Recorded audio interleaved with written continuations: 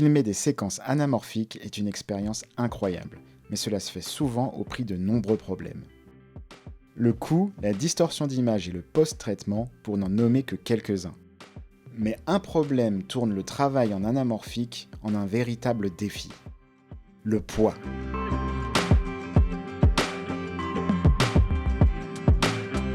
Les objectifs anamorphiques sont généralement plus grands et plus lourds que les objectifs sphériques, ce qui peut affecter la mobilité et la portabilité sur les lieux de tournage.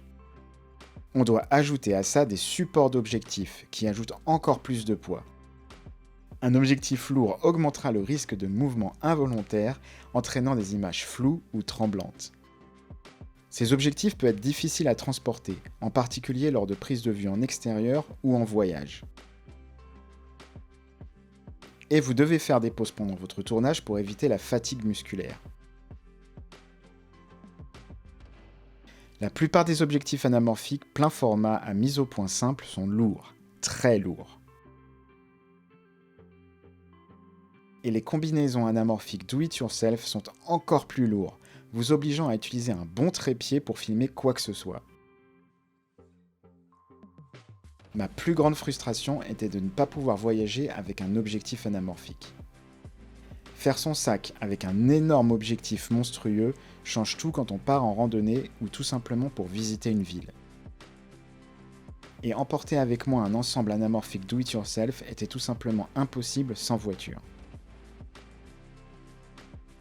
Ça, c'est l'objectif anamorphique Sirui 35 mm 1.6x pour plein format. Et il résout cet énorme problème. Avec seulement 400 grammes, c'est l'objectif anamorphique le plus léger du marché. Fabriqué en fibre de carbone, cet objectif me permet enfin de prendre des photos sans support. Il est super léger et je peux le transporter n'importe où. Ça, c'est l'objectif 35 mm 1.8x Greyjoy comparé au poids du Sirui.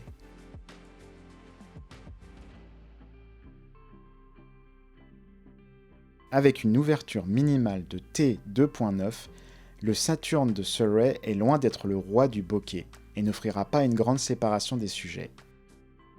Mais il est bon pour une chose, les paysages grandioses.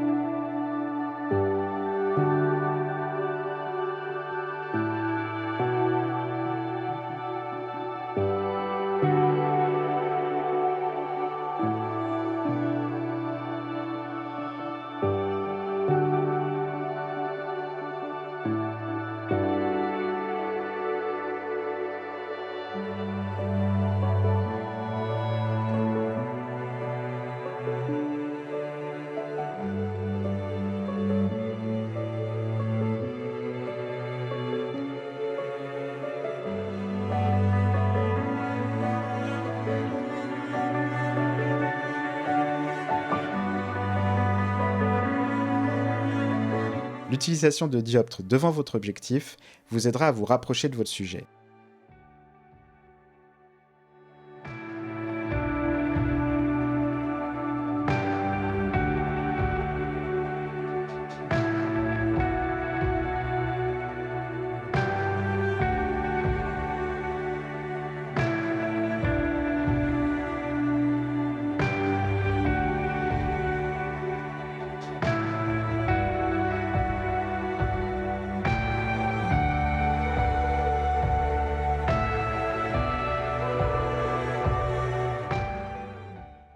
vous pouvez choisir entre l'option flair bleu et neutre. J'ai décidé d'opter pour le neutre qui prendra la couleur de la source lumineuse.